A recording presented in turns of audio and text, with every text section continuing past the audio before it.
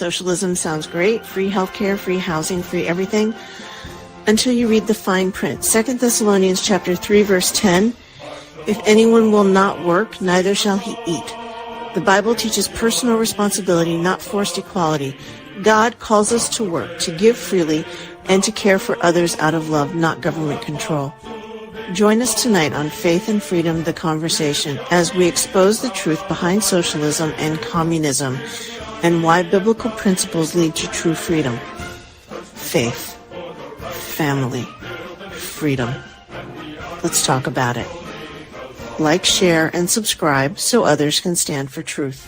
Welcome to Faith and Freedom, the conversation where faith and politics collide. We bring you real, honest discussions on the issues shaping America through a biblical lens. Here are your hosts, Kathy Ryan and LaTanya Evans. Well, hello there. Oh my goodness, something is not working. I don't know if you saw my, like, it shows something really. That's why I'm kind of covering my mouth like this. Oh, Yeah, I don't know what I need to do. change your filter. Okay, well, she has technical difficulties. Thank you for joining us tonight. You know, what is this, day 38, day 39? Day 39 of the government shutdown.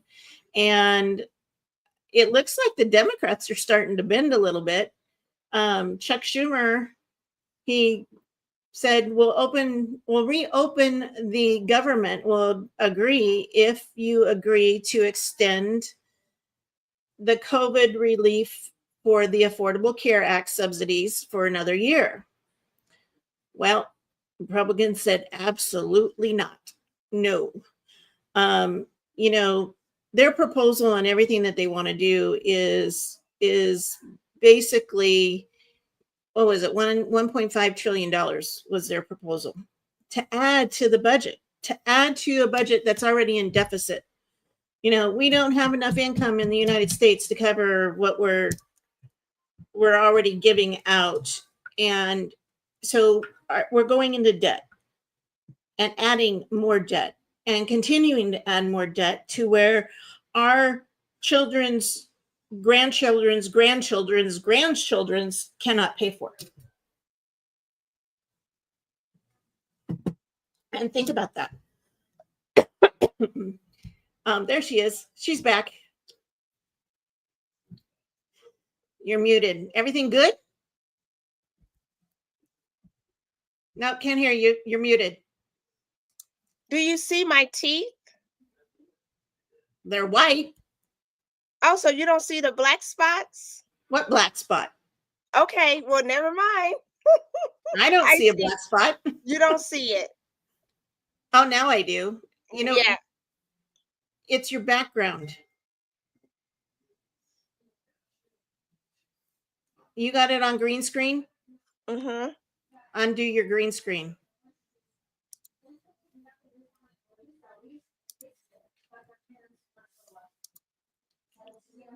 Okay.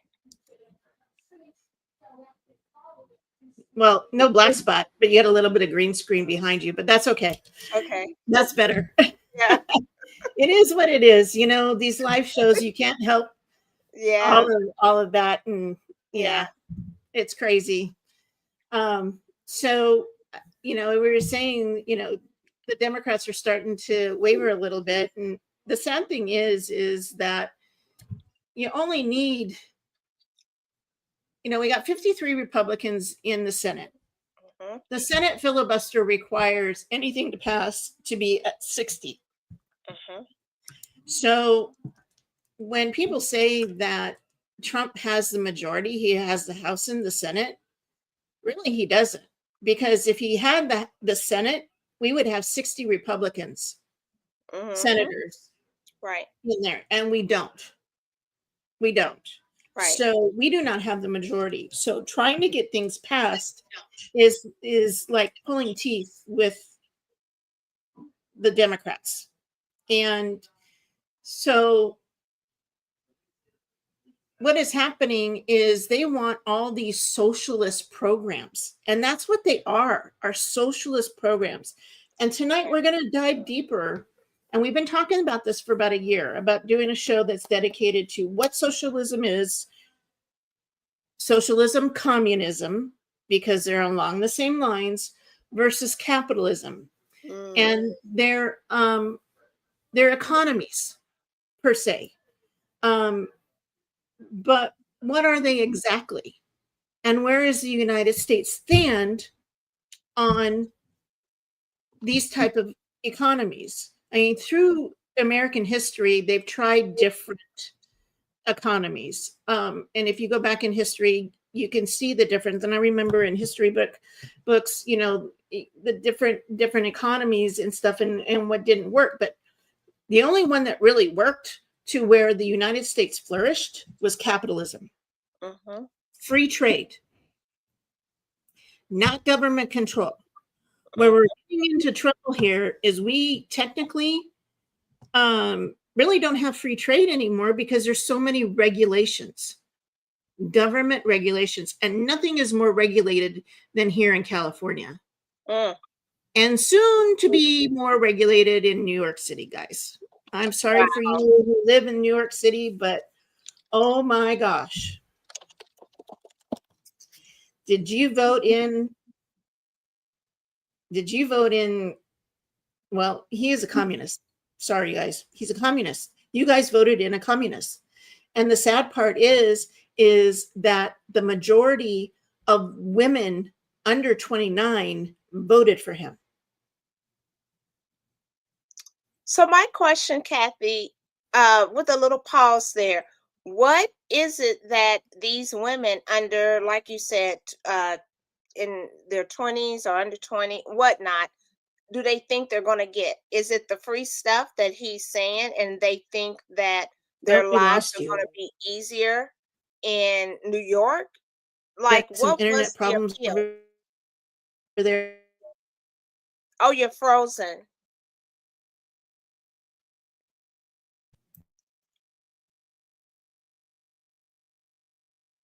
You're frozen. Okay. So New York is in big trouble. Yes, Paula. I'm not. Let's try and get her back. Okay. Okay. You froze. Oh, okay. And you were froze on my end. So can you answer that question?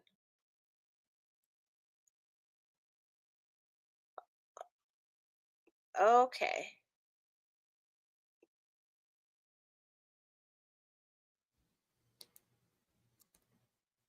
All right. Hello? Okay. Okay, can you repeat the question? Yes. Hi, can you repeat the question? What is it about that age group that they think, what is it that they think they're going to get from this man? What is he promising them? Is it a cheaper life in New York, or what? What is it that appeals? Yes.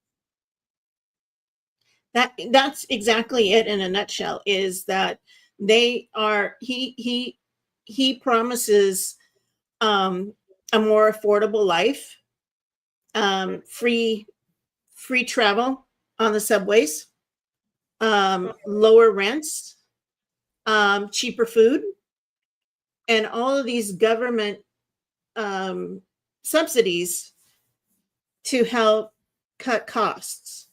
So we're going to dive into really what socialism is, and really explain what socialism is, who's going to pay for it, number one. Number two is, what does the Bible say about it? And we as Christians really need to know and understand biblically what socialism is and if it's biblical. Because a lot of people out there think that handouts are great. And we're also going to dive into the history in the United States of when socialist programs started. But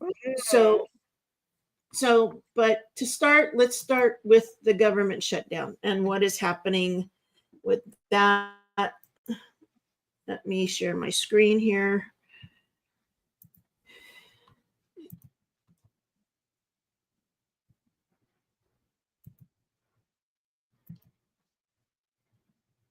Okay, here we go.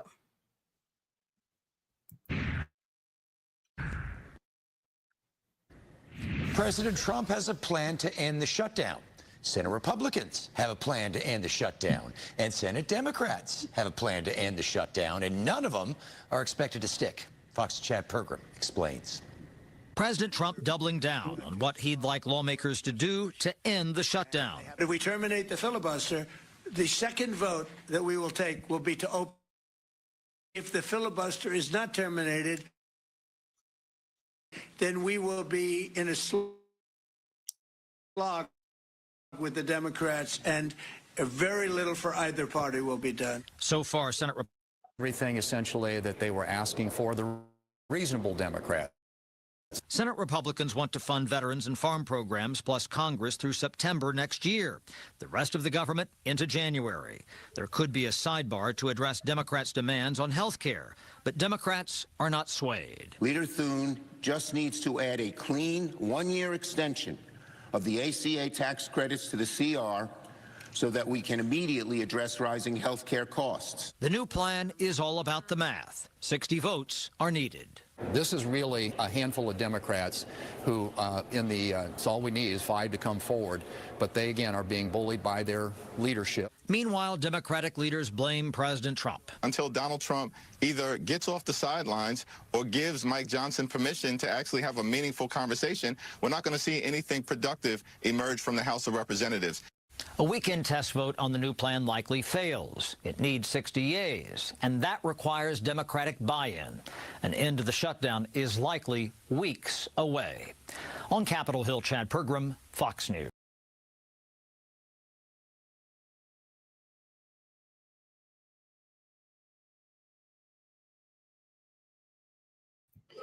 So there you have it. So there you have it. We're at a standstill again. That neither side could agree. And I understand. I mean, I two sides of it. For extending that subsidy, on one hand, I would love for them to do that, because without it, because I have health insurance through the Affordable Care Act. Right. My insurance in January 1st, goes up $140 a month. Wow. $140 a month. And so that makes, I mean, it's tight to do that. Absolutely. So, but on the other hand, $1.5 trillion added to the budget and not enough income to cover it. No, I get it. And I wish I could have gotten that video queued up. It was on TikTok that I saw this man explaining what happens with the Affordable Care Act and these tax subsidies. And what happened with part of the Affordable Care Act was a great program. Okay. It forced insurance companies to cover people who had pre-existing conditions. Right. Okay. Before the Affordable Care Act, I had a hysterectomy when I was 42. Actually, it was when I had a C-section. I had a C-section when I was 38 and tried to get insurance again after that. They denied me because of the C-section. Okay. Okay. So, in one hand, the Affordable Care Act does great things. On the other hand, in the beginning, it forced everyone in the United States to get healthcare insurance, to pay for healthcare insurance. If not, you were penalized $800 a year. In California, if you don't have healthcare insurance, you're still penalized. Okay. Wow. So the other hand of that is is these subsidies, these tax credits are based on income. So you get a certain amount of money towards your premium to compensate based on your income. Well, what it did was, oh, the insurance companies say, oh, there's more money, so we're going to raise our premiums. Yeah. So a lot of these subsidies are going straight to the insurance companies. It's all a matter of profit. And the reason that the Democrats are doing this is because the insurance companies are their donor base. They donate a lot of money to the Democrat Party. And so that's what they're fighting for. Wow. You know, health insurance, that has been an issue. It's crazy. Yeah. It's been an issue for some time, and both sides have not really had, a lot of You froze great. again, LaTanya. I'm froze again? I'm froze again? Okay. That, Let's see if we could get her back. okay. Am I okay now? Well, you got a black screen now, but you were frozen. I can hear you. So can you see me now? Now we don't see you. Oh my goodness. Okay, what about now? There you are. Okay. Oh my gosh. Okay. I was just going to say that I believe that on both sides, this insurance thing really has been a thorn. Yep. It really has. And I think that depending on who's in whose pocket determines really how far and how much you're able to really resolve this issue. Yeah, that's the corruption in our government. And that's just the corruption. Yep. So, yeah. So that's where we stand. I think they're wavering. I sure hope they do something before the 15th, because here we go again. Our military needs to get paid on the 15th. Yeah. We've already had a big blow up over the SNAP benefits of people that don't work, but rely on these SNAP benefits and, these socialist programs. So let me pose a question to our audience here. Mm-hmm. Okay. Should these benefits like SNAP be permanent?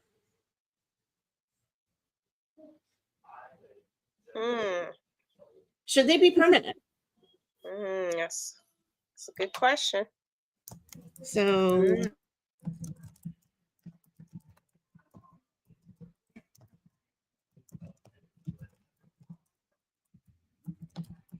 wish we could do like a poll thing.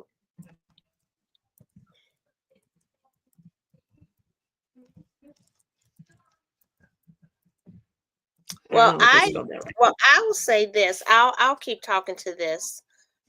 You're freezing again. I'm freezing again. Am I frozen? Am I good? Uh-oh. We lost her again. So, okay, you're unfrozen. Okay. So my question or my answer to that would be, should it be made permanently? I would say no, because then it permanently keeps people on the system like that who really don't need it. Hear what we're saying and what we're not saying. We're not saying, that it shouldn't exist. We're not saying any of that. But what we are saying is that somewhere along the line, there's been a lack of oversight, a lack of really looking at this and seeing, okay, who really needs this? Who really don't need this? Who is, all of those things. Right. Right. I totally agree with you. So getting into that, I'm setting up another video and hopefully it doesn't start playing. I could stop it. I'm going to mute myself here. 1 second. Oh, okay. So yes, so as Kathy, she's going to be queuing up another video. But yes, we want to know, what is your thoughts? What are you thinking about this? What is your sentiment about it? Yeah, we would love to know. So here, so let's dive into what is socialism, communism, and capitalism. We're going to do a little different thing here tonight and do more of an education type night than more the news. So here's a brief video. It's a really good illustration of what capitalism, what socialism, capitalism, and communism are. So I am going to share my screen again.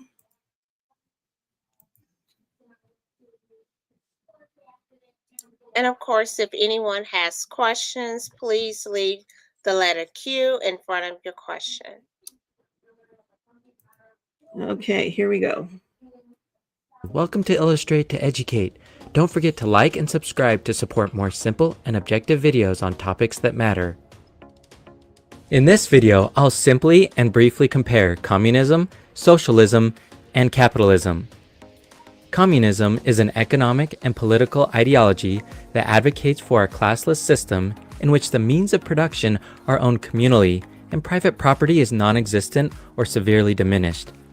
Communism positions itself in opposition to liberal democracy and capitalism. Karl Marx and Friedrich Engels developed and laid the groundwork for the theory and practice of communism. Although the former Soviet Union, China, and Cuba, among other nations, have had nominally communist governments, there's never actually been a purely communist state that has completely eliminated personal property, money, and class systems. Socialism is an economic and political system based on collective ownership of the means of production. All legal production and distribution decisions are made by the government in a socialist system. The government also determines all output and pricing levels and supplies its citizens with everything from food to healthcare. Socialist ideals include production for use rather than for profit, an equitable distribution of wealth and material resources among all people, no more competitive buying and selling in the market, and free access to goods and services. Capitalism, with its belief in private ownership and the goal to maximize profits, stands in contrast to socialism, but most capitalist economies today have some socialist aspects. Communism and socialism oppose capitalism, an economic system where private individuals and enterprises own the means of production and the right to profit from them. Capitalism depends on the enforcement of private property rights, which provide incentives for investment in and productive use of productive capital or goods, which are used in further production of wealth. Capitalism developed historically out of previous systems of feudalism and mercantilism in Europe, and dramatically expanded industrialization and the large-scale availability of mass-market consumer goods. Communism and socialism aim to right the wrongs of capitalism's free market system. These include worker exploitation and inequalities between rich and poor. What's your thoughts and opinions about communism, socialism, and capitalism? Oh, that was a good video. Yeah, it was. So, thinking about what he said and that, and the people that have been running or have run from the Democrat Party, what have they said? So here's a video, which raises a really good question from Kamala Harris's interview with CBS, the one that was Trump it a sued over. recent video? This was last year. Oh, a last year one. Okay. Yeah, when she was running for president. Okay. So let me cue this up. Okay. And get it on the screen. Okay. So here we go. And pay attention to terms. Okay? Terms of socialism. And you hear this a lot from the Democrats. Mm, I'm not picking on the party. This is just what they say. You right. want to expand the child tax credit. Yes, I do. You want to give tax breaks to first-time home buyers. Yes. And people starting small businesses. Correct. But it is estimated by the Nonpartisan Committee for Responsible Federal Budget that your economic plan would add $3 trillion to the federal deficit over the next decade. How are you going to pay for that? Okay, so the other economists that have reviewed my plan versus my opponent and determined that my economic plan would strengthen America's economy, his would weaken it. But My plan, Bill, if you don't mind, my plan is about saying that when you invest in small businesses, you invest in the middle class, and you strengthen America's economy. Small businesses are part of the backbone of America's economy. But pardon me, Madam Vice President, the question was, how are you going to pay for it? Well, one of the things is I'm going to make sure that the richest among us who can afford it pay their fair share in taxes. And there you have it. Pay their fair share in taxes. Who's So gonna what pay for it? what makes her think that when you are a business owner, first of all, you're paying a lot. Yes. You're paying a lot to have that business which employs other people to have a job. What people don't realize is when you're an employer and you have employees, because I've had them in my businesses before, Okay. is that, you know, those taxes that come out of your paycheck, Right. you know, not the state income tax, not the federal income tax, but the Social Security and the Medicare that you pay in there, and SDI and all of that, Right.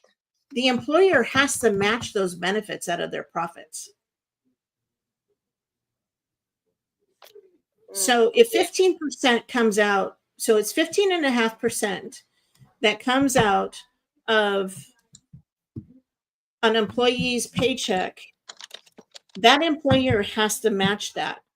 So for every $100 that's paid, $15.15 the employer also has to pay in addition to the employee's check. So you're getting taxed there. On corporations, you pay a corporation tax. And I'm not a C Corp, so I don't know how much you have to pay. I am an S Corp, and I have to pay $800 a year, no matter if I make money or not. Oh my. Really? Really. Wow. So I'm getting taxed whether I make money or not. And what she's saying is if you make above a certain amount of money, you're going to get taxed more. Well, when you really look at it, and I strongly suggest our audience to go research this, is that the ultra rich are paying the majority of taxes anyway. Yeah. And what Trump is trying to do with the tariffs is kind of offset the income tax. Yeah. Because in the beginning of the founding of this country, there was no income tax. The government was funded on tariffs, on trade. Yeah. Income tax didn't come in until the late 1800s. Wow. When some wise person decided that income tax would be good. Right. Right. So that's actually the beginning of kind of the socialist idealism, you might say. So here's another one. Let me cue this one up. Okay.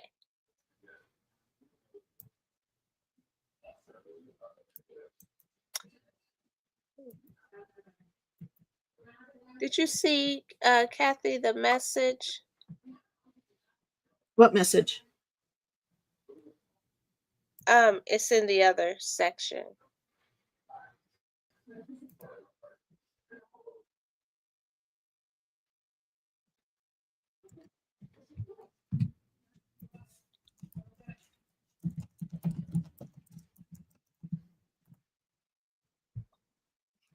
Okay.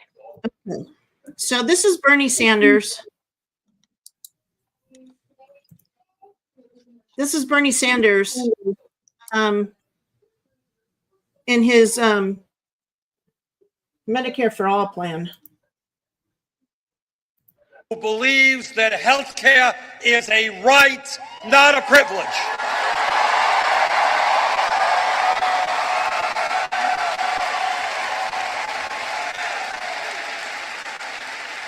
Count me in as somebody who believes there is something very wrong when the United States of America is the only major country on earth that does not guarantee health care to all people as a right.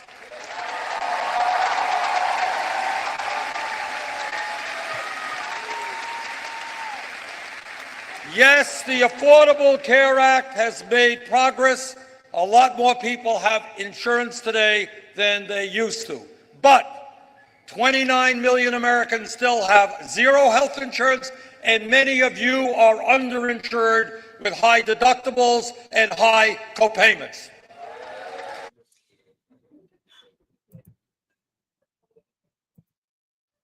So there you have it. You know, Bernie Sanders wants Medicare for all. Actually, AOC has, Alexandria Ocasio-Cortez has joined him in wanting Medicare for all. But the thing is that in it, and I think it's like those, that the majority of those women under 29 who voted for Mandami is, it's great, you know, free healthcare, free transportation, lower cost in foods, and all of this stuff. Rent control sounds really great, but then again, who pays for it? And that's the question. And anytime, when you think about it, anytime the government gets involved in things, you individually lose your rights, you lose your freedoms. I mean, just look what they did at COVID. You know, they shut us down and told us we couldn't go to church. You know, and that's where these socialistic communism ideals come from. And it takes away our freedoms. So, so let's dive into, let me see if I can get this back here. All right. So let's go here. So freedom or control. There's two worldviews of government. One, that your government should take care of you, which is socialism. The other is small government and more freedom, which is capitalism. Fair trade, where we have a right to live our lives without government influence, government control, and all of that. And that was one of the reasons that the United States was founded, and the founding fathers, we were fleeing religious I wouldn't say persecution. We were told that we had to go to in England, we were told we had to go to a certain church. And so there wasn't freedom of religion. So that was the reason that people here, and plus the unfair taxes that were starting to happen. So that's the reason for the founding of the United States of America, was freedom for religion. So think about what has happened in the last 10 years or so, even since George Floyd, the death of George Floyd, and the persecution of Christians, to just recently, the assassination of Charlie Kirk, and what socialism ideologies have created. It's not just economic, it's cultural. It's cultural. So basically, you know, society right now, about 50% of Americans right now, people in the United States, hate Christians. Think about that, 50%. When 10 years ago, the country was 65% identifiable as a Christian. Now it's not. Thursday night, and we'll have another episode. It's not for this one, but Thursday night on Flashpoint. Did you happen to watch it? The link I sent you? No. Oh, I have. What is happening, especially with the mayor in Minneapolis, that is a Muslim, the newly elected Zohran Mamdani, in Texas, they're trying to create a Sharia law community in the middle of Texas. What? So yeah, and one of the pastors there, and I forget his name off the top of my head, but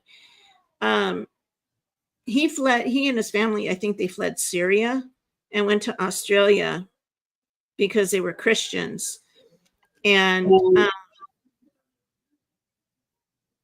what the Muslim community wants to do to the United States. And one of the things he said was the Muslim community, and we need to dive deeper into this,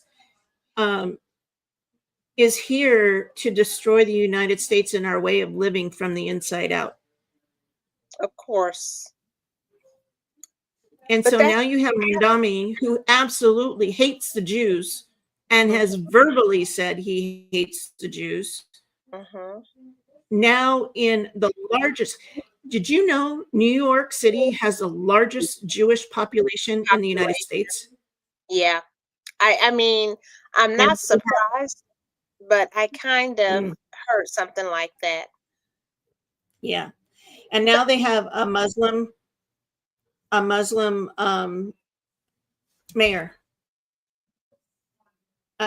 You know, so there's two worldviews. Capitalism reward. So socialism promises equality but delivers control. Think about that.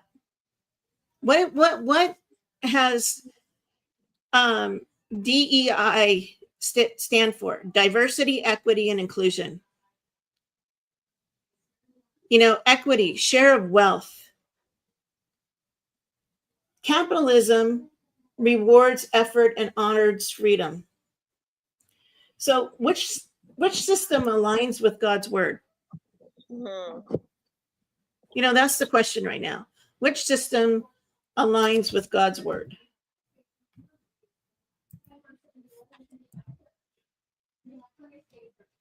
So God's design for prosperity. The Bible teaches work, stewardship, and voluntarily giving, where socialism forces you to give. So they're going to tax you, tax the rich to pay for the poor. Think about that. Do you have a choice in paying taxes? No. No, you don't. So socialism and all these programs, think about the trillions of dollars the United States has to pay to cover these programs. Wow. And where do they come from? Your tax dollars. Wow. Yeah. So these deceived individuals that vote for these programs and these socialistic politicians, and I'm talking about not just Mamdani, but Alexandria Cortez, Ocasio-Cortez, Bernie Sanders, Chuck Schumer, Elizabeth Warren. Oh, wow. Yeah. Hakeem Jeffries. Yes. They're all socialists. And the list goes on and on and on. And they want, all of them, want the rich to pay their fair share. Tax the rich to pay for these programs. So on November 1st, all these people, 42 million people, didn't get their SNAP benefits to buy food.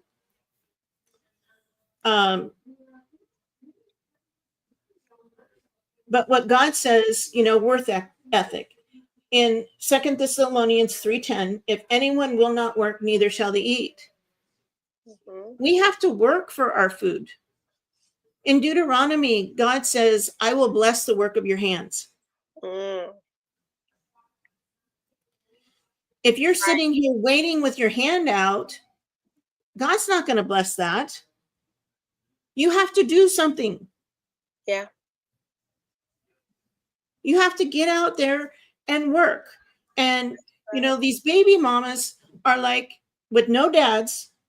And I'm talking to the community, of single mothers that have all these children out of wedlock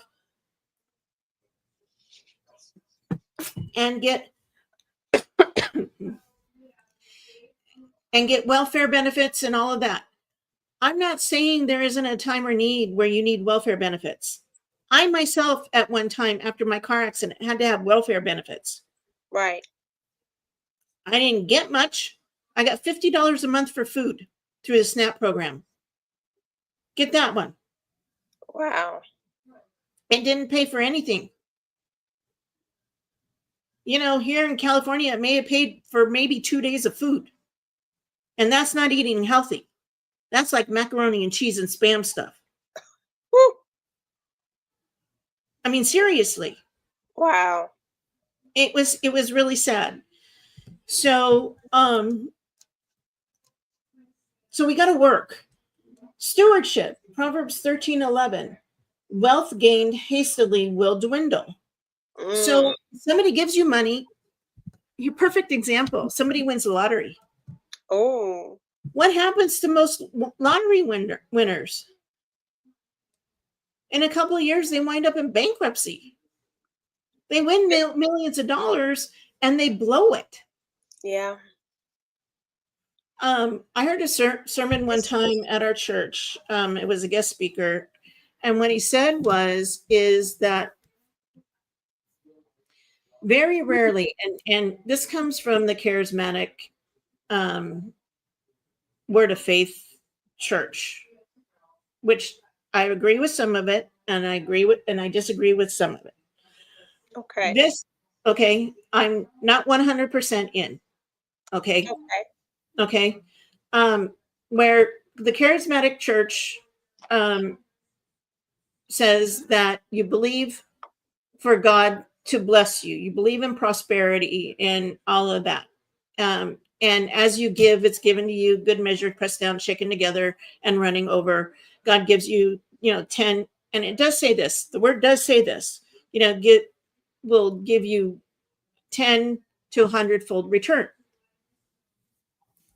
However, if you haven't gone through trials and tribulations to learn how to manage that money and be a good steward, you're going to blow it all.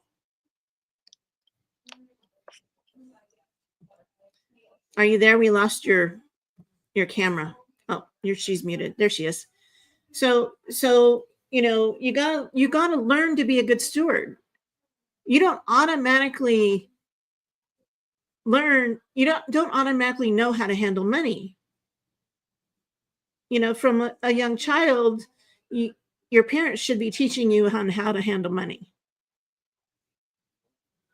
You're muted, LaTanya.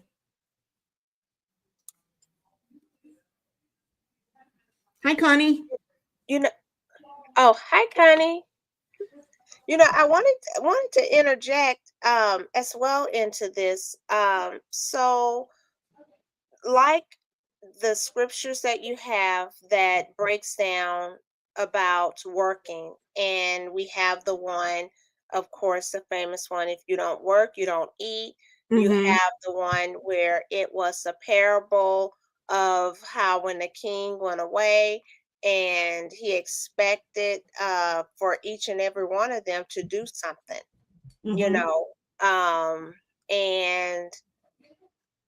the one that didn't do anything with it, there were some harsh words. And also, there is a saying that says, when you don't have skin in the game, right, it hits differently, But when you have skin in the game, oh, you handle and tread differently. But when you don't have skin in the game, you don't, I mean, it's like, You don't value it. you If don't somebody, value it. no, You don't value it. You're not careful about what you do with it and all of that.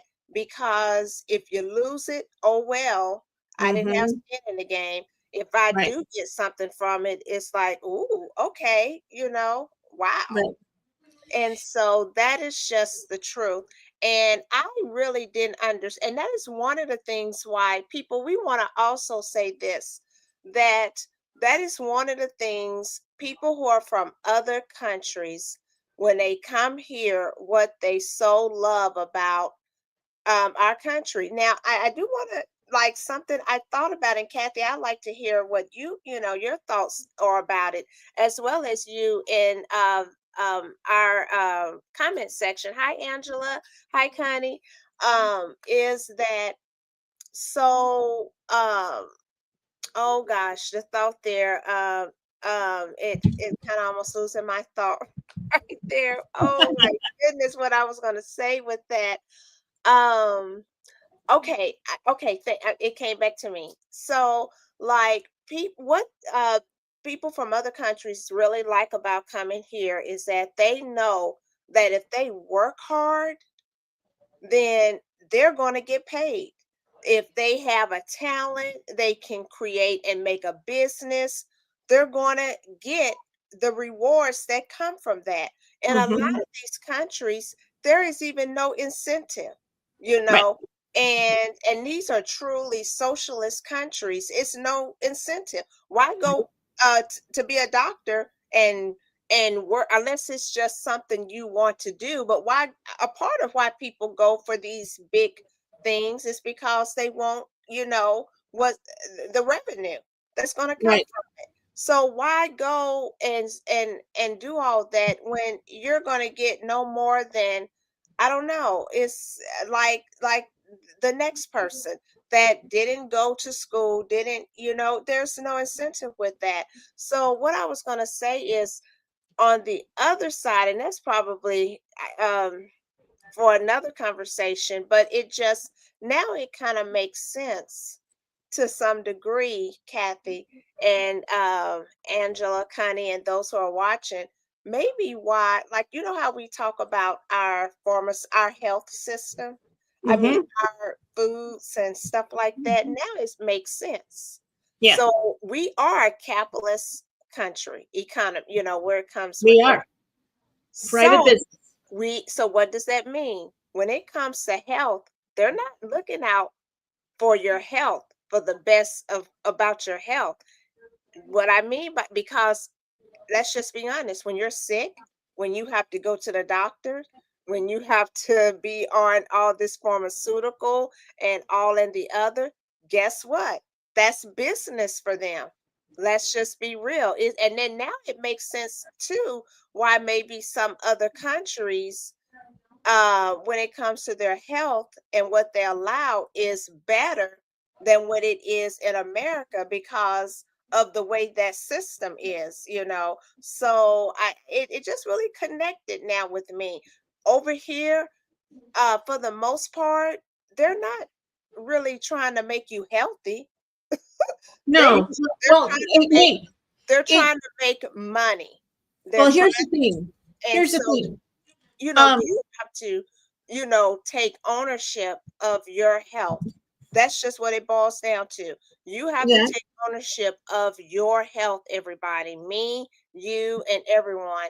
but there And still are times when you need health care. So socialism health care, look at Canada, look at England. That's socialism health care. Everybody has health care in Great Britain, in the United Kingdom, Australia, and Canada. But if you need to go to the doctor, it will take you months to get an appointment. If you're of a certain age and you have cancer, they may not treat you, because if you're in your 70s or 80s and you have cancer, you're close to dying. So they're just going to let you die. They're not going to treat you. That's the government control of socialist healthcare. They'll deny you. So somebody gets to choose whether you live or die. Wow. Unless you're wealthy enough to pay for it on your own. Right. So that's not right either. Right. So, but, and so that's one step towards healthcare for all was the Affordable Care Act, the Obamacare. And I can tell you, in recent years, and plus I'm getting older, it's getting expensive. You know, whereas a copay, and it doesn't seem like a lot, but a copay, like, so I am going to be having surgery on December 8th. I'm going to have my hip replaced. My pre-op appointment's Monday. My copay used to be $15 for an appointment like that. It's now $35. Wow. So, you know, not only did my premiums go up, my premiums went up $80 a month from last year, but so did my copays. So, you know, it's, even though I get a subsidy to help pay for it, it's still expensive. That subsidy is going to go into the insurance company's pockets, in turn, reroute it into a politician's pocket. Wow. And that's what's going to happen. So moving on, property rights. Yes. Exodus 20:15, you shall not steal, part of the 10 Commandments. Let me ask you a question. By taxing the rich to pay for the poor, is that stealing?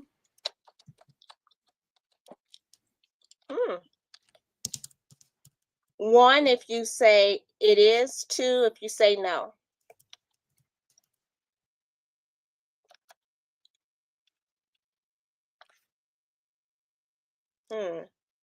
Wealth gained hastily will dwindle.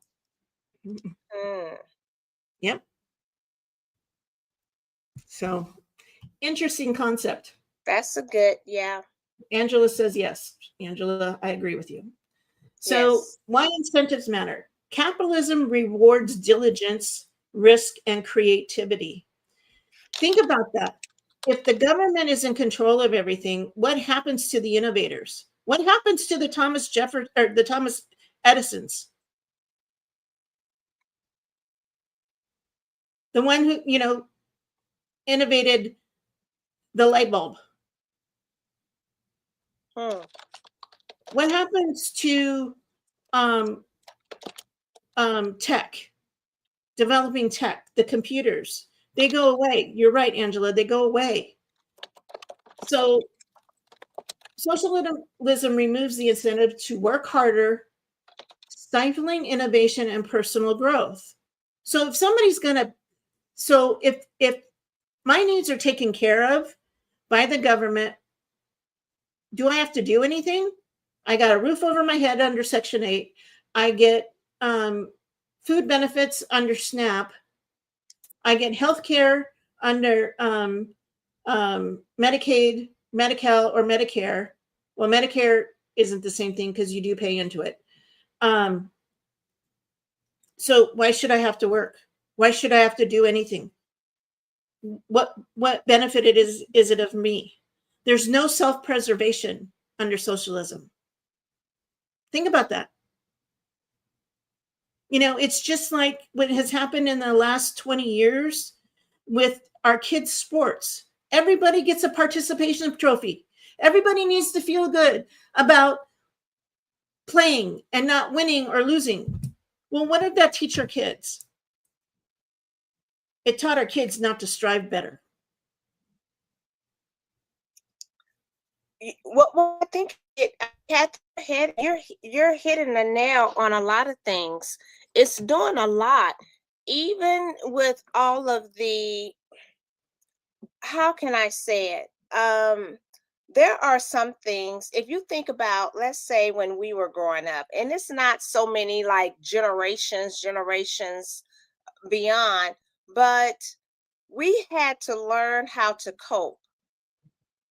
Right. We had to learn how to, when it came to a lot of things. Now it's almost like there is something for everything. For an example, I was bullied. I was bullied, I had a bully, but you know what? I had to work to deal with that. Now it's like trying to sanitize everything. Yep. And that's not, and that's where I think I'm getting at. And that's not good. And that's why a lot of our children, even quote, our adults, don't know how to cope and how to, because you got something for everything. All of that is part of your growing, learning Mhm. how do you deal with the bully. Not everybody's going to like you. How to, all of it is part of the growing and the development of the person. But when you Right. have all these things that we have, it's really weakened and Mhm. weakened, people. And like you said earlier, that when it comes to America, on the outside, like a country trying to come in and trying to destroy it, no, because of our military power that we have at the Right. moment. From the outside So, for so protect what our they're borders. doing, the work that's right, is they filter inside.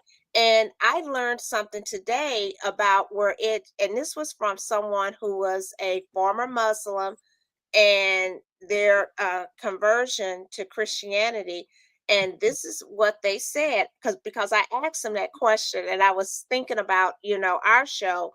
But I asked the person, I said, can you be a Muslim and not be practicing Islam or with the Islam? And he said, no.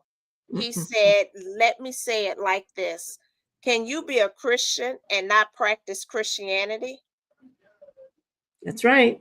And and it was like, wow. So that's where they try to say, like, no, make no mistake, this guy and Shireen is here, so she could kind of tell us a little bit about New York. But like the guy that was just elected, he's a Muslim. Make no mistake, his practice and Islam, they go together. They sure So do. so I was like, wow. And this was from a former Muslim who was telling us this. Shireen, how do you feel about the new elected mayor of New York? You want to come on, Shireen? Oh, that would be great. Shireen, would you like to come on and talk about that with us briefly? We could drop the link.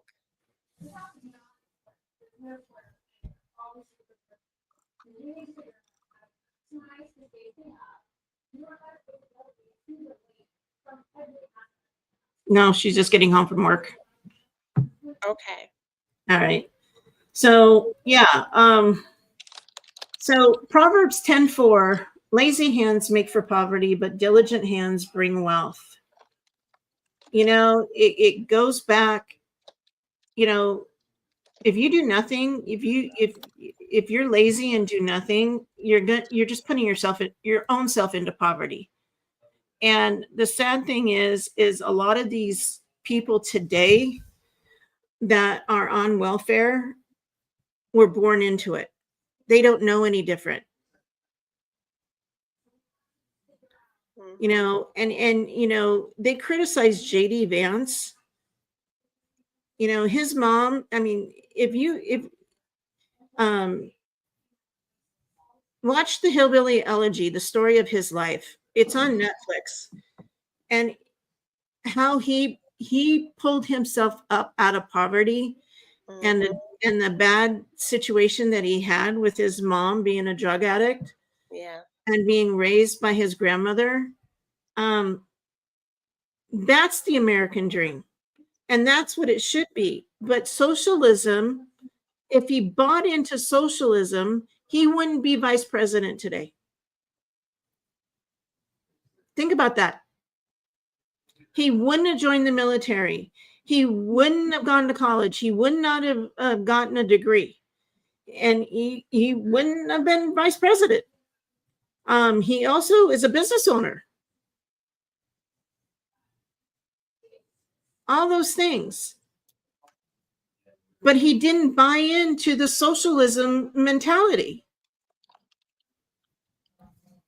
So God's economy encourages growth, innovation, and generosity. When people are free to pursue their calling and reap the rewards of their labor, entire communities prosper. So and it's just like Joseph. You know, when Joseph went through all the things that he did, his family turning on him being put to prison, and rise up and having favor wherever he went, people were blessed by him. I mean, when you really study and the story of Joseph, you know, his brothers wanted to kill him and all of this stuff. He blessed everyone that he came in contact with. The blessings, because he followed God and obeyed God, everyone around him flourished. And that's who we are supposed to be as Christians, as followers of Christ. We're to be obedient to God's word, live Christ-like, and the blessings will come. When, you know, it says, first seek the kingdom of God and all will be added unto you.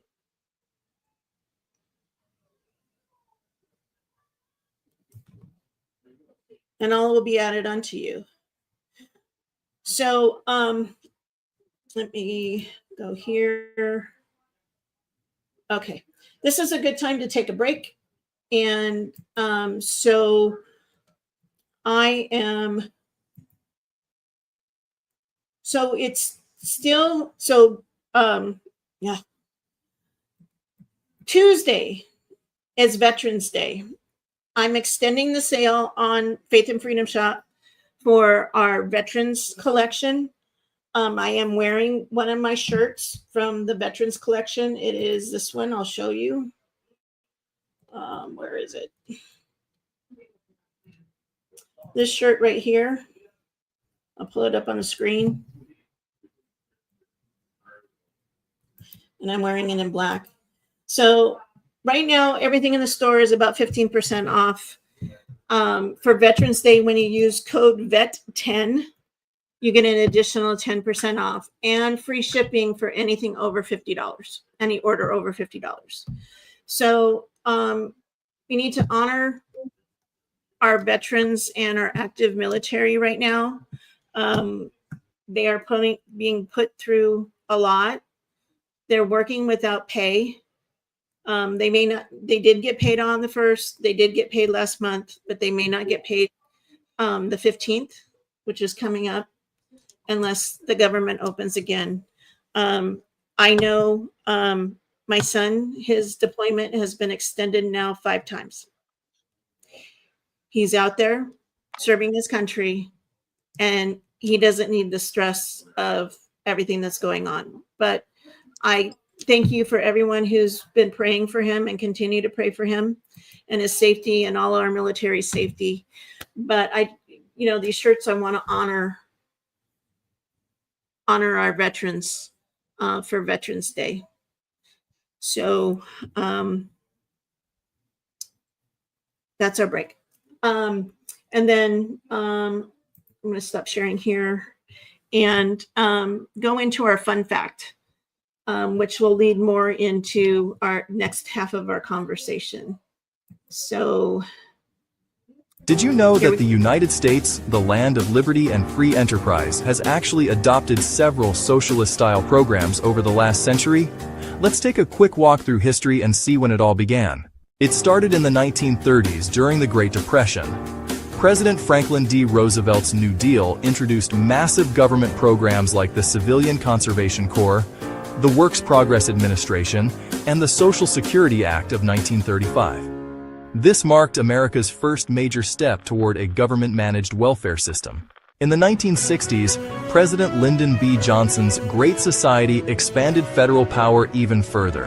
Medicare, Medicaid, and the food stamp program were created to fight poverty, but also increased government involvement in daily life. In recent decades, programs like the Affordable Care Act and the multi-trillion-dollar pandemic relief packages have pushed America even closer to government dependency. Ideas once considered socialist are now mainstream policy discussions. While America never fully embraced socialism, the government's role in welfare has grown dramatically since the 1930s. The real question is, have we traded too much freedom for comfort? This has been your Faith and Freedom Fact moment, reminding you that true freedom comes from God, not government. Like, share, and join the conversation. So let me ask the question to our viewers.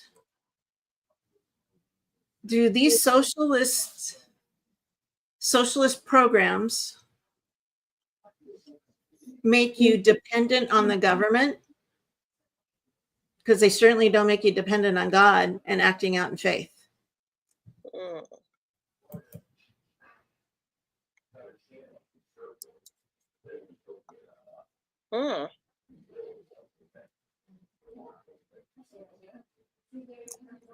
So think about that. That's a good question. Wow. So these people that are losing their minds over not getting their SNAP benefits are totally dependent on the government.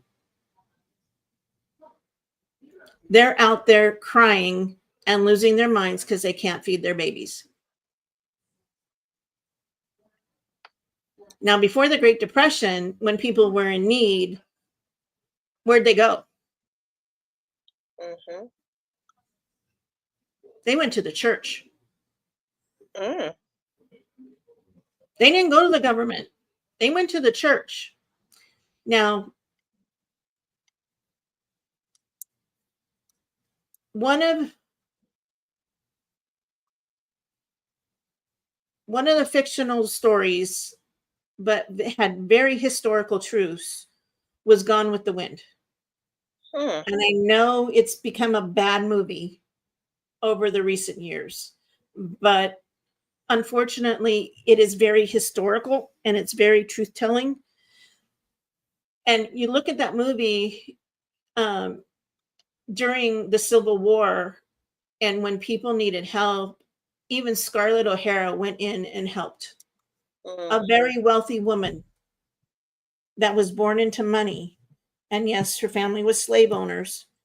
But she went in to help because that was the Christian thing to do. Now, mind you, I'm not saying slavery is a Christian thing. By absolutely no way am I saying that. But the church values guided people to do things that they normally wouldn't want to do. And in that movie, she fought it.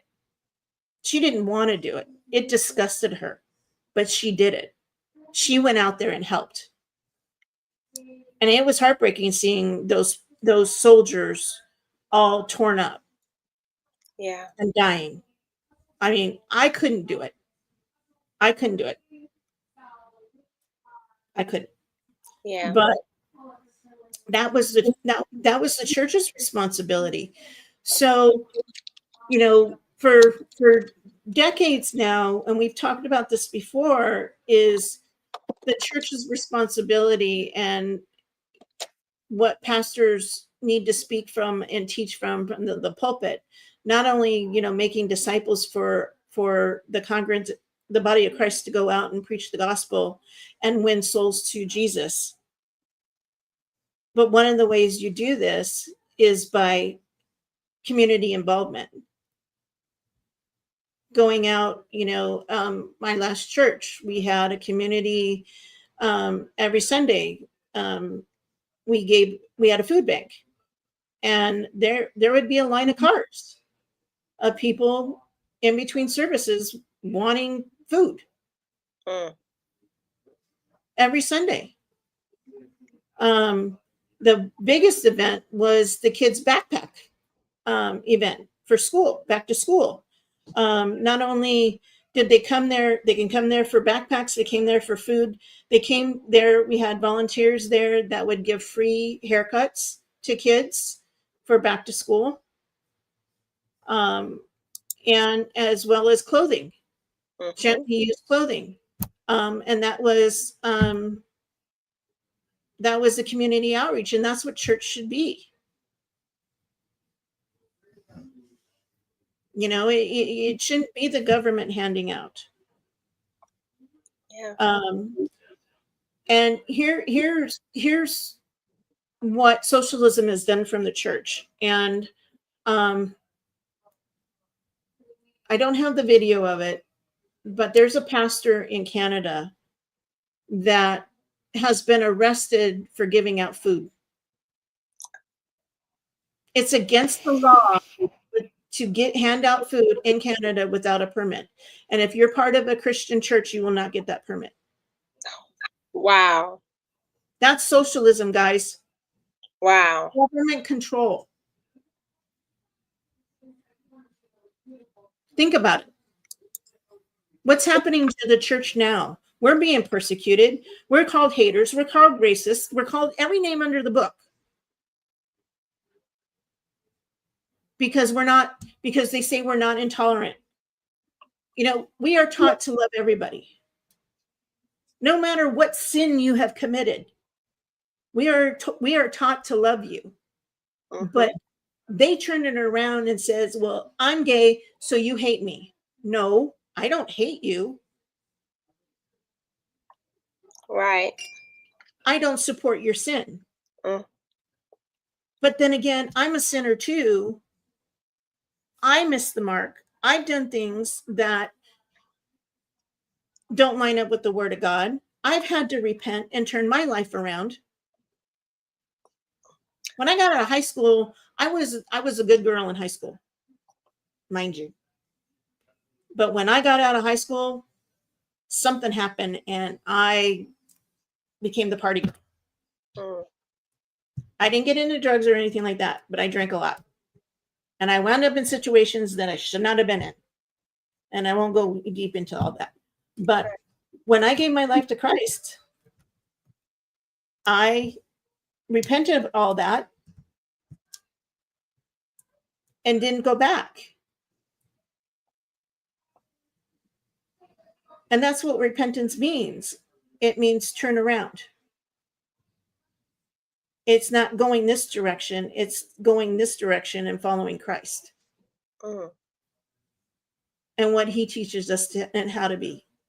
And it's a lifelong journey. We will not be perfected until we go to heaven. So when people say that you're a hypocrite because you let a swear word slip. I'm just using that as an example. They say you're a hypocrite. No, I'm a sinner. I'm human. I'm flesh. You made me angry. I said something I shouldn't. I apologize. God forgive me. You know, it's a progression. I heard somebody say recently that we're clay on the potter's wheel.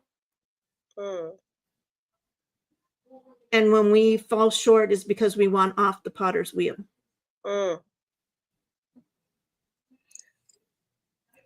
Yeah.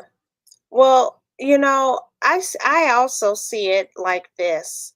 When it comes to particular sins, there are some that people flaunt out in the open, and that's the thing.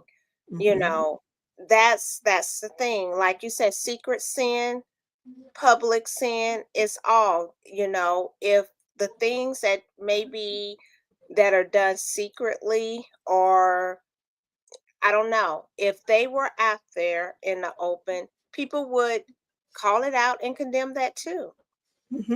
And that's really, you know, how I look at that, you know, like, you know, of same gender. Well, they're publicizing it. Right. They're out walking around and oh, our rights, and so yeah, or whatever it may be. But then there are certain other ones, like let's say for an example, like adultery. You don't see anybody saying, oh, I got the right to my rights for adultery. You know, No. our rights, you know, I am an adulterer.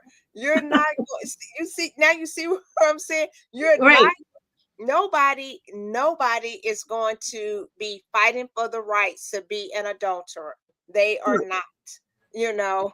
Well, and you think about Exactly. that. Imagine that. Nobody's going to do that. But then when you come to the same gender, we got a right to be, it makes it look like, oh, well, you're judging and you have sin. Yes, yes, but I'm not out publicizing it.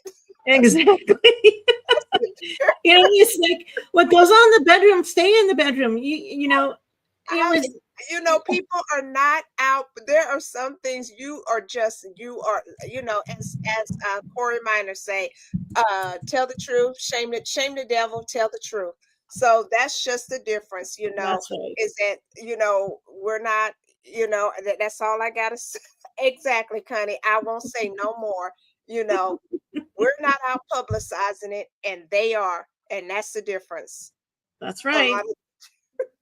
That's right. Let's leave it there. Yeah, let's just leave it there. So, freedom versus coercion. So, freedom is a God-given liberty, voluntary exchange, personal stewardship. We are left to make decisions on our own. We have free will. We have the right to create wealth under God's provision, because ultimately he's the provider. We don't provide for ourselves. He provides for us. He says in Philippians 4:19, he will supply all of our needs according to his riches and glory in Christ Jesus. In Deuteronomy, he says he gives us power to get wealth. In Psalm 1, he says we're like the tree planted by the rivers of water, will bear fruit in due season.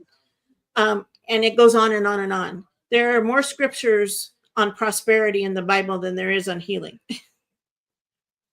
Provision, God's provision, when you think about it. So, but coercion, socialism, is man-made control. The government's in control. Well, who's the government? The politicians. They're men.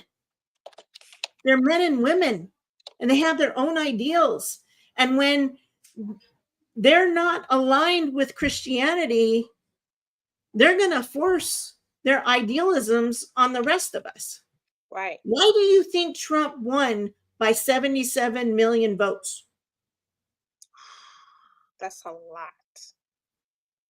Why do you think he won by overwhelming populist majority? Even here in California, he may not have won the state, but a lot of people voted for him. Sure did. A lot more than the first time. Sure did. Because we saw the difference between socialist ideologies under Biden and freedom, capitalism under Trump, under his first administration. Right. A huge difference. So people woke up. Because if Kamala Harris was president now, it would be awful. You and I would not be able to have this conversation on YouTube. I know. You think about that. We wouldn't. So capitalism values voluntary exchange and stewardship. Socialism enforces compulsion through government control. History shows that man's control always leads to bondage. Oh. So us as Bible-believing Christians, who's controlling the men in the government right now? Got a A point. good portion of them. Who's controlling them? God or Satan? Because there's no in between.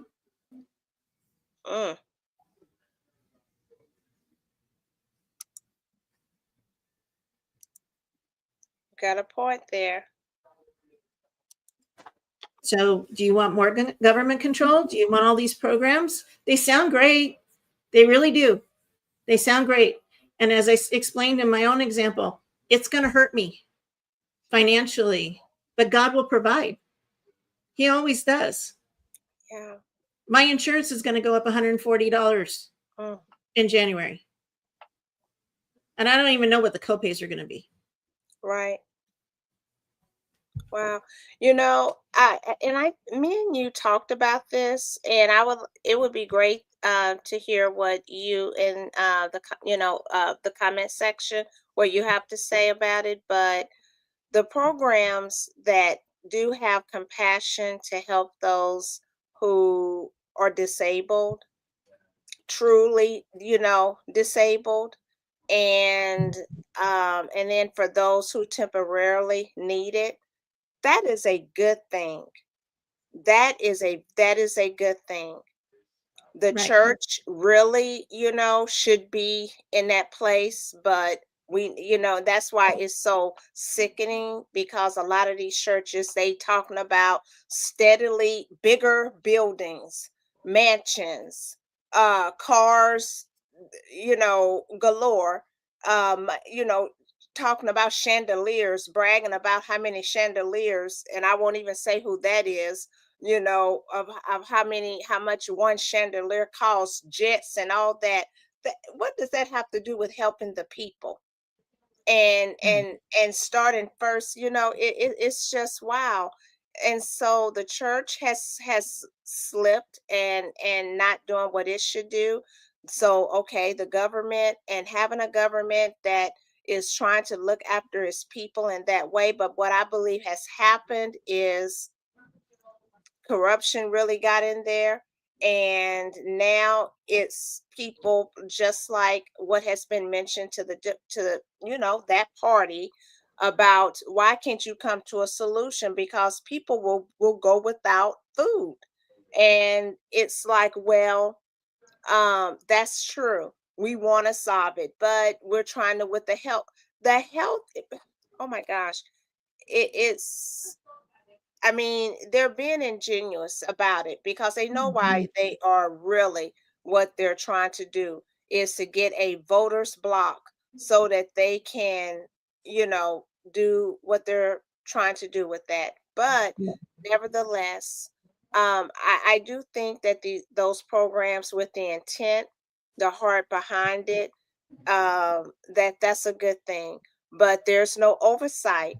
And now what we see now is people are getting it, and it's crippling them, because now they are like, oh, so all I have to do is, if I keep myself in a poverty, status, I can get all this help. Right. And they do that. I remember, God bless her, one of the agents I worked with at one of the brokerages I was at, I remember her saying, and she would sell a house every once in a while. And I said, why don't you want to do more? Why aren't you setting your goals higher? She goes, because I don't want to pay the taxes. Huh? She said what? She said she didn't want to make more income because she didn't want to pay the taxes. Wow. That's the mentality. Is these people, whether it's they've learned it from their parents, they're certainly not learning it in school, is that to stay under a certain amount of income, for one, for benefits, for two, not wanting to pay more taxes. The thing is think about, and I think about this all the time, being in the business that I'm in, and how much I could give the more money I make. I never think about paying more taxes. Never. Yeah. I've thought about that. I find ways to cut taxes, and one way of cutting my taxes was being an S corp.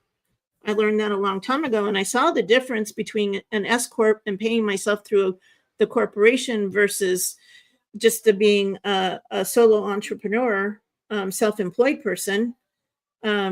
the difference, the year before I incorporated, I paid $11,000 more out of my pocket in taxes versus the next year being incorporated, and I only had to pay $6,000. So it was cut in half. The difference being, so there are loopholes and tax benefits and stuff like that, and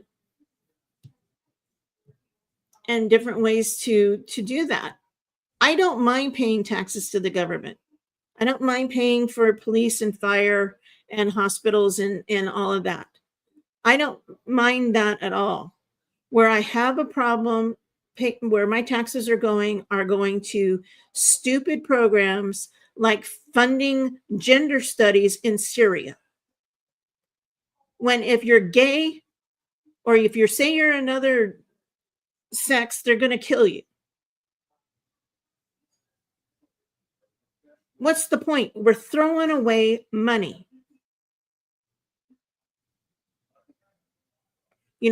And people say, well, we shouldn't get involved in helping and all that. Well, there are humanitarian benefits, humanitarian needs, and also military needs. And we are a part of NATO. We are a part of the UN, which I know Trump says, we shouldn't be in all of this stuff because it's not fair to the United States.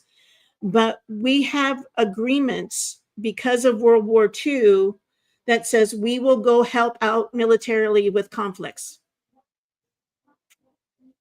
Going into Iran and Afghanistan was because they attacked us first. That's the reason for those wars. They attacked us first. So what the world's saying, oh, the United States shouldn't go into other countries and blah, blah, blah, blah, blah. Well, then Al-Qaeda should have never attacked the Twin Towers.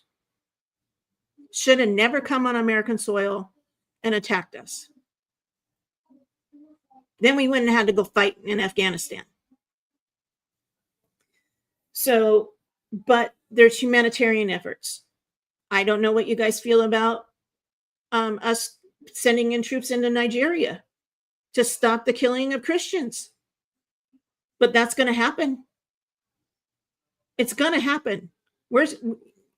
President Trump is putting together a battle group. Actually, the Gerald Ford's over there already. It's in the Caribbean Sea, ready to go to war. You're muted. If we can kind of pause right there, for mentioning that, because like I mentioned, I had a special guest interview today from Nigeria and earlier, and we talked about, that was one part that we talked about, and there was a warning that was given, the second warning, and I saw that. And if President Trump is having to give a second warning, it won't be a third one. The next thing we are going to, it's just the next thing is what's going to happen is going to happen. He's already if what he has put on the table, what needs to happen, then the next thing is going to, he is just going to execute. He's already planned, like you mentioned. You said he already has what already over there? The Gerald Ford aircraft carrier battle group is already in the Caribbean Sea. It's already there. It's partly there because of Venezuela and the drug cartels, the boats that they've been blowing up. All of that. But, and then people say, in my lifetime, there has been no president, maybe Ronald Reagan, but he didn't really have the need to defend Christians. President Trump, and the way he talks, I don't believe he's saved. Okay. I don't believe he has accepted Jesus as his Lord and Savior. Yes. Even though there are articles out there that says he has, the way he talks, no, he hasn't. No, he hasn't. More recently. But there has been no other president in my lifetime that has protected the Christian community than President Trump. Yeah. He has stood up for the Christian community, and he has said no more persecution of the Christian community here in the United States and worldwide. And we are to protectors, our brothers and sisters in Christ, no matter where they are in the world. We are to pray for them, and we are to fight for them, and we are to protect them.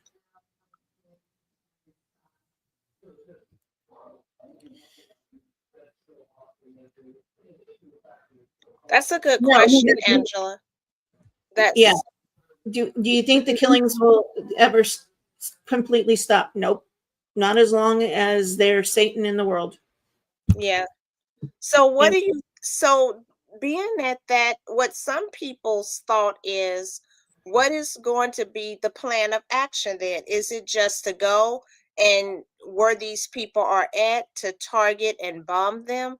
But then what? You know, Well, the government, something has to happen in their government. President Trump has told the Nigerian government to protect Christians. And if they won't do it, he will. So, and then Nigerians are coming back and saying, well, he just wants our minerals. Nope. Yeah. No. Yeah. No. So, okay, moving along back onto our socialism. True compassion comes from the heart. Christianity calls us to help the poor voluntarily, not by force. So socialism says we're going to force you to pay for these programs through taxes. The church is the hand of compassion, not the government. And that's a very true statement. Very true statement. We are to help the poor. We are to help the needy. It says that, throughout the Bible. A woman is widowed. The family's supposed to take care of her, or it's supposed to happen. So voluntary giving, compassion flows from transformed hearts, not government mandates. So it's a heart issue. Today, too many people feel that they're entitled. They're entitled to handouts. I think a big mistake under COVID, even though, we were shut down and we allowed it to be shut down, we, the people, allowed it, is those subsidy checks.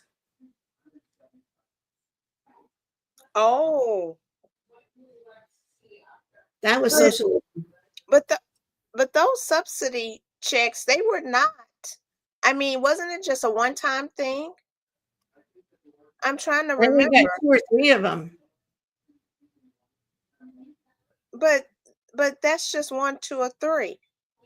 You think? Yeah, that way. And also, and I did take advantage of it because I couldn't work as a real estate agent.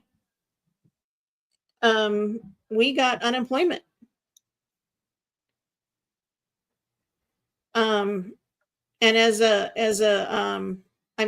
under my paychecks, I did pay into unemployment through my corporation. So I did pay for insurance. So basically it wasn't a free handout. I did buy into the insurance.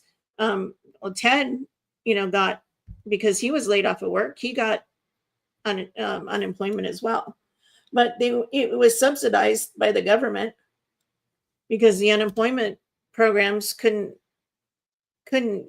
fund everyone, but the federal government paid for it under the COVID relief tax. Right. So, but all that money's got to be paid back. Right. Equality of opportunity honors freedom and allows individuals to pursue their God-given potential. Sure. We all have gifts under God. Yes. He all gives us different gifts. and different talents. And he has a plan for each one of us in our lives, and we are to go and use those talents. I've squashed my talents most of my career.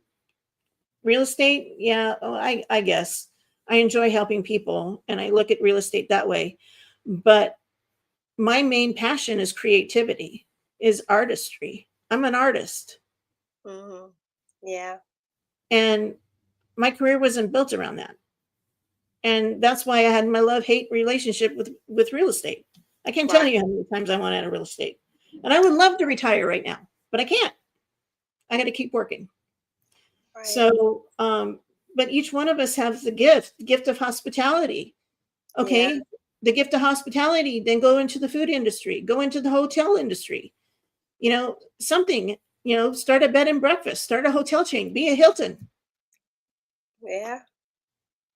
You got a talent for carpentry, today, because the schools told children and high school students to go into college and mainly go into tech. They can't get jobs now, but the trades are desperately in need of people.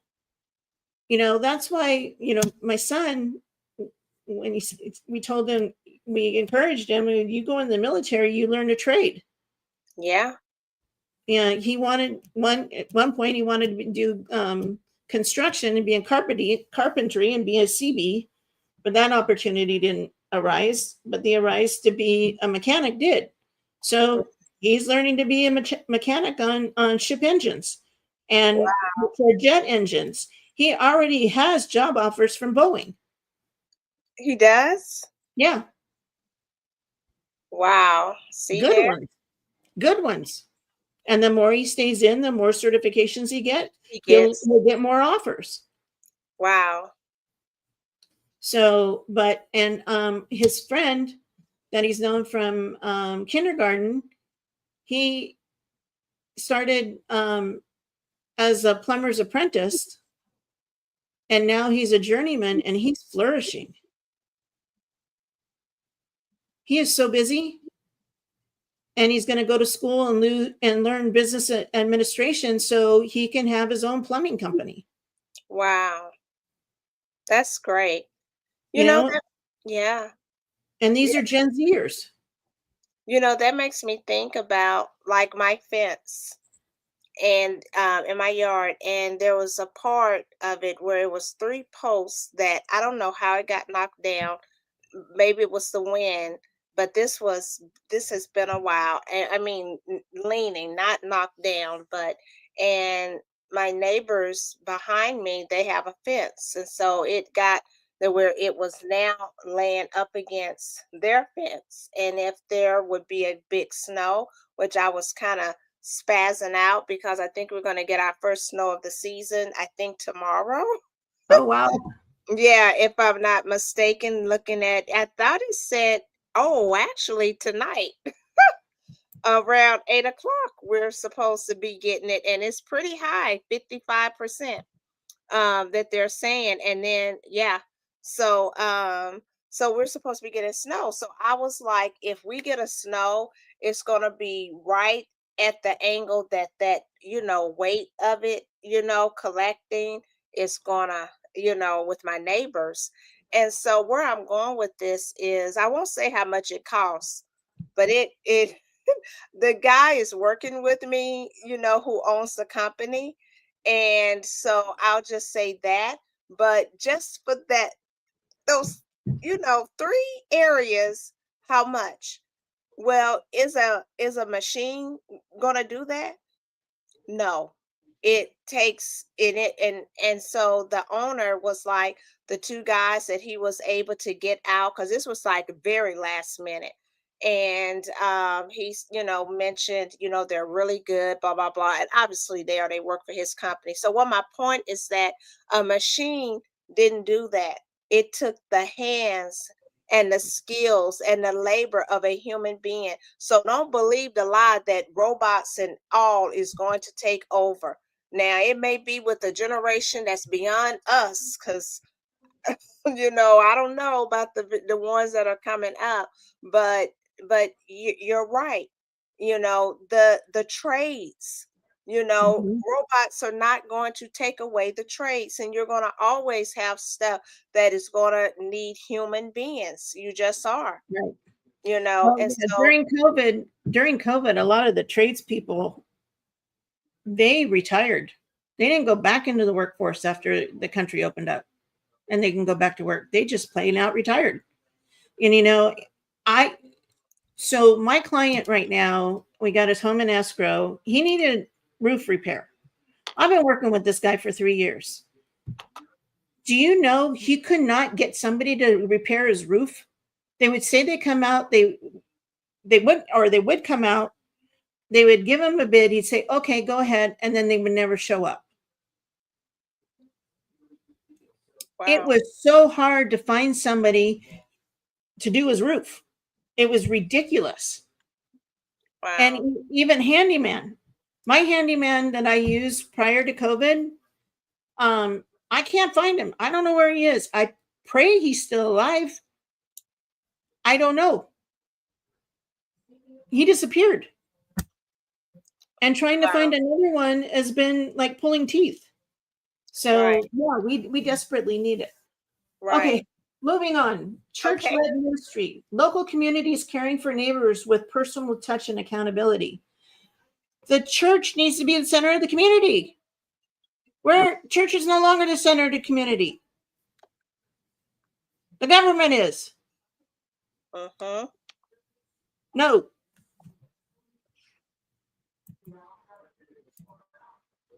So it's going back the start of the country. When the Pilgrims tried socialism, 1620, common ownership.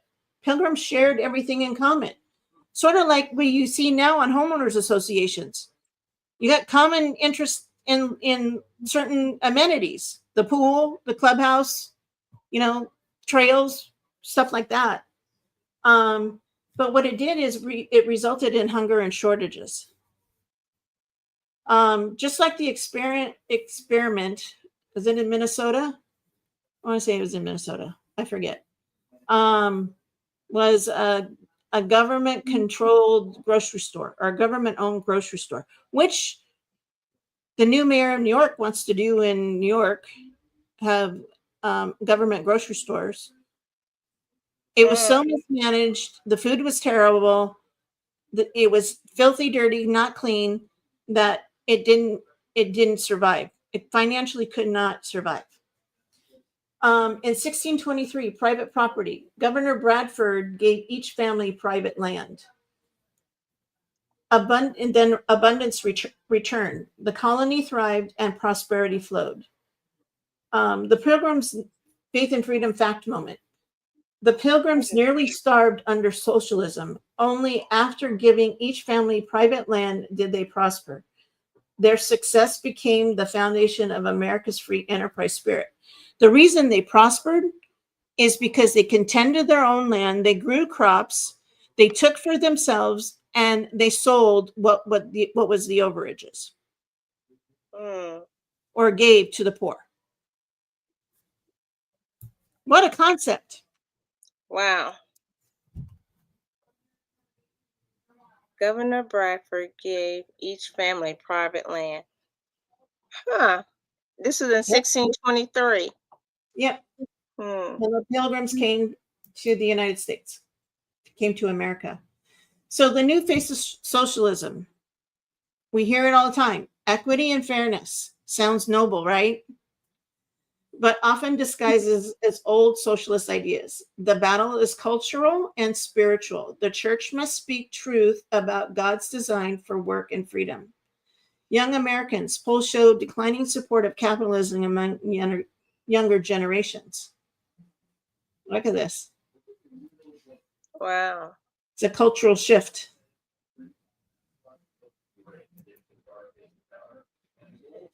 So, like in our fun fact, the rise of programs. So, pre-1900s, faith-based charities and local aid served the communities. The church did. Look what happened on FEMA, on Hurricane Helene, and that hit Florida and the Carolinas. Who went in? FEMA didn't. FEMA didn't come in there till a week later to help those people, or a week or two people later. Samaritan's Purse went in. A faith-based organization, a Christian organization went in to help. In fact, they're over in Jamaica right now helping everybody through the hurricane that hit Jamaica. Right. Yeah. So in the 1930s, the New Deal, Social Security, welfare, expanded federal role. 1960s, Great Society, Medicare, Medicaid, food stamps, created welfare state. So it happened in the 60s. And the 60s is when took prayer out of schools too. It was the 60s. Yep. 1996, welfare reform, work requirements added to reduce dependency. 2010 to 2020's expansion, federal health care, Obamacare, and pandemic relief. The shift from church-led compassion to state dependencies reshapes America's moral fabric. So what happened after that?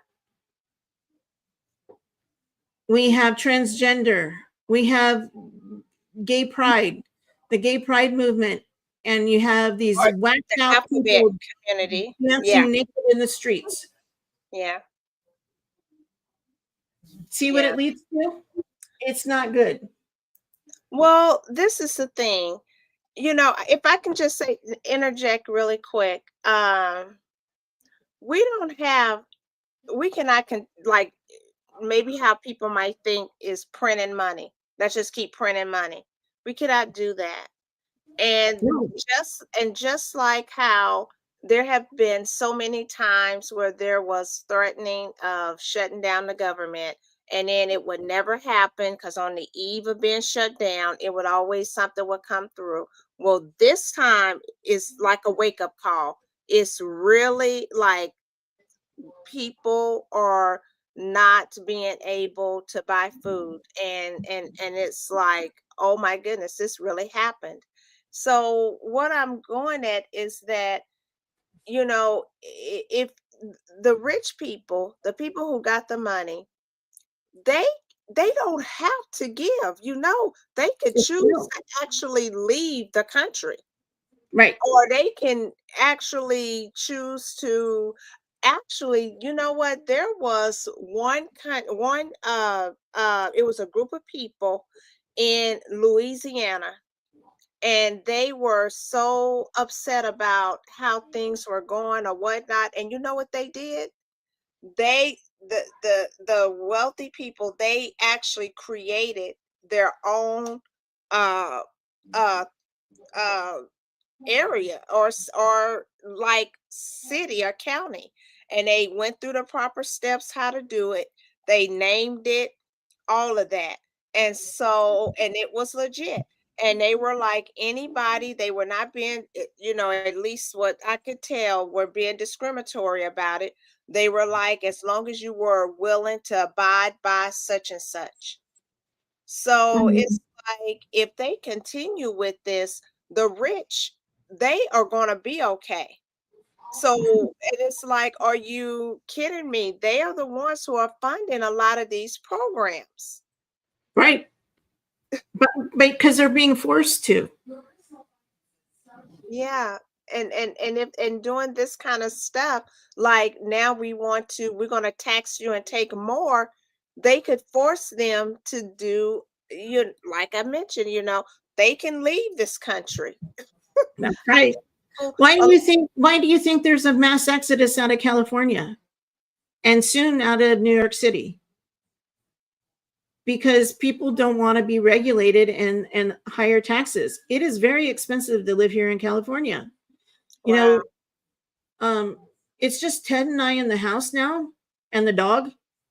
So Roxy's dog food has gone from $50 a bag, and it feeds her the whole month, from $50 a bag to $77 a bag. Oh, whew, wow. For Ted and I to eat for a week, it cost, we went to the store and it was $168 for just the two of us. Is that, and let me ask this, is that even getting like organic food?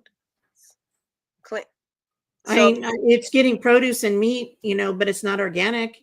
so if you added that, wanted to add that to it, it would be probably Another, astronomical. yeah. Yeah. Yeah. So, California is very expensive. Gas right now, a gallon of gas right now in our area is $4.39. But Okay. statewide, it's, I think, AAA said the average gas price was like $5.30 or something like that through the state, and it's expected to go to $8 a gallon. Wow.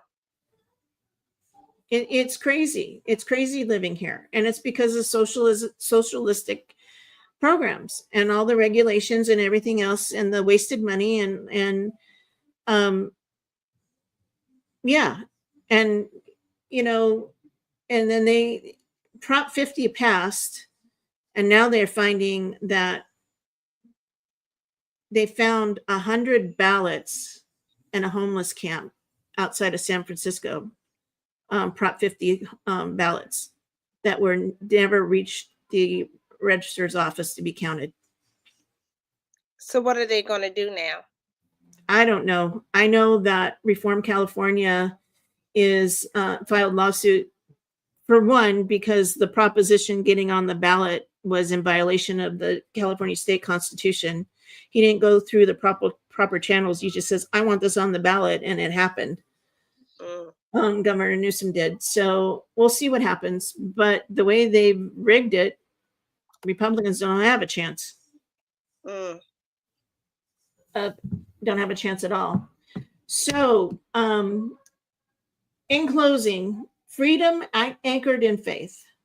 God blesses freedom, stewardship, and diligence. Socialism may sound compassionate.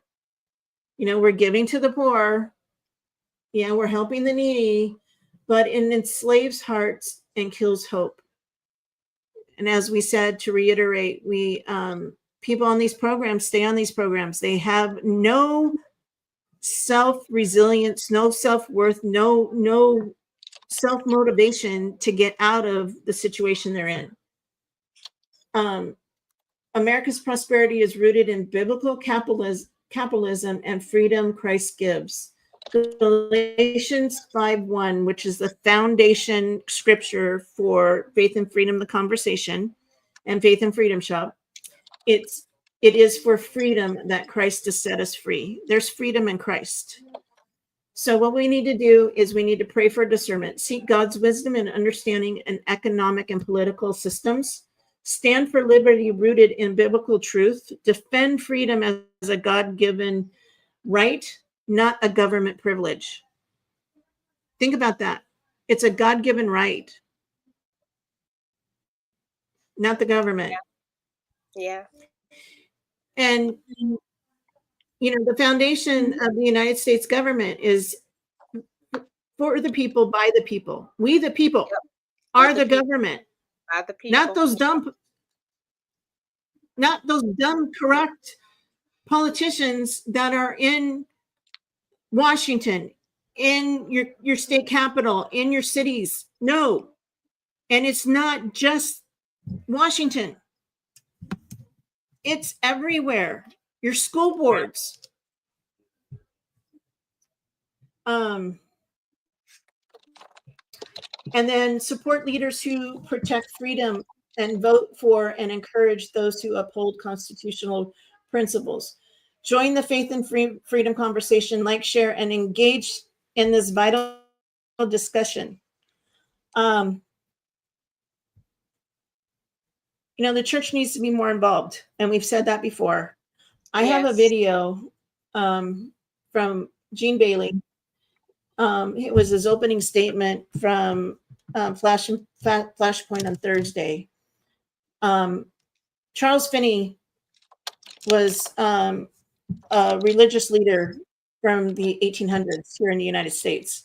And this really caught me. And if there aren't any more questions, I'm going to play the video and then we'll sign off for tonight.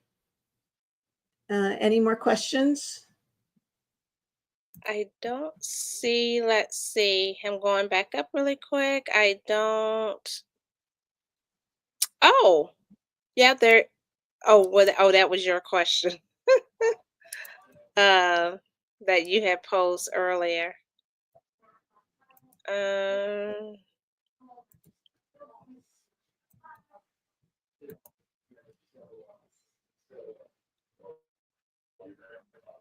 Well, Angela did make a statement, and this is for California. I don't know if you saw that. Did you see that one? No. A homeless man say that California pays him to be homeless. Why should he work? Oh, I did see that one. Oh, you did? Yeah, I did see that one. I put it up on the Oh, screen. you did? Okay. Yeah, and I'm not surprised.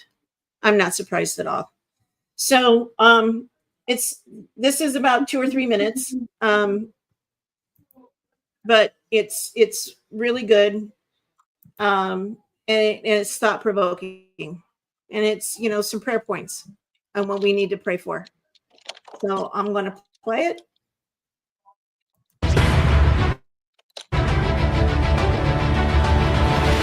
Good evening, America. I'm Gene Bailey. You're watching Flashpoint. Glad you're with us tonight.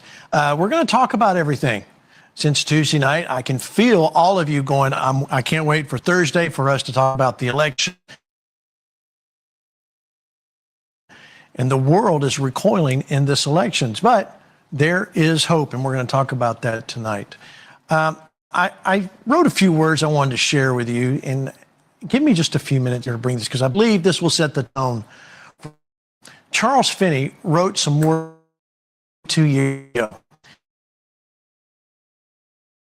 Today, his message was very clear. He makes it very clear. The church wants to see renewal in society. It must embrace its responsibility to shape public character and conscience, starting with the pulpit. And he said this, "Brethren, our preaching will bear its legitimate fruits. If immorality prevails in the land, the fault is ours in a great degree. If there's a decay of conscience, the pulpit is responsible for it. If the public press lacks moral discrimination, the pulpit is responsible for it. If the church is degenerate and worldly, the pulpit is responsible for it. If the world loses its interest in religion, the pulpit is responsible for it. If Satan rules in our halls of legislation, the pulpit is responsible for it. If our politics become so corrupt that the very foundations of our government are ready to fall away, the pulpit is responsible for it. Let us not ignore this fact, my dear brethren, but let us lay it to heart and be thoroughly awake to our responsibility in respect to the morals of this nation." Now, that was Charles Finney in 1873. Feels like it's today. We must learn that instead of defining ourselves only by opposition, we must focus on doing these three things: building families, building communities and churches that endure. Government's failure stems from broken education. So does the church's. It's rooted in our abandonment of forming minds, spirits, souls. That's what we've got to do.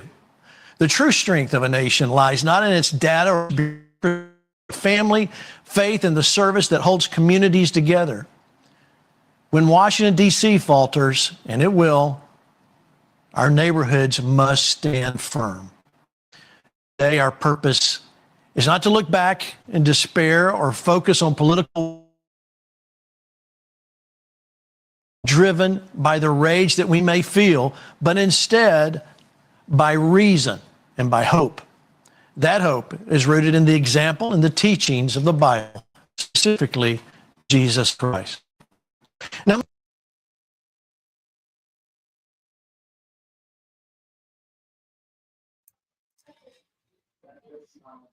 So Yeah. we are to turn our eyes. God is our provider. Yes. God is our healer. And if our pastors are not teaching us, we need to go to them and say, why are you not talking about these things? Why are you not talking about what's happening in the land? Why are you not talking about people supporting themselves through God's provision? Why are you not talking about people relying on government and socialism programs? We, the church, need to be back to the center of the community, not the government. And I'll leave you with this. Jesus is Lord. His word is true. His word is hope. And we need to aspire to that.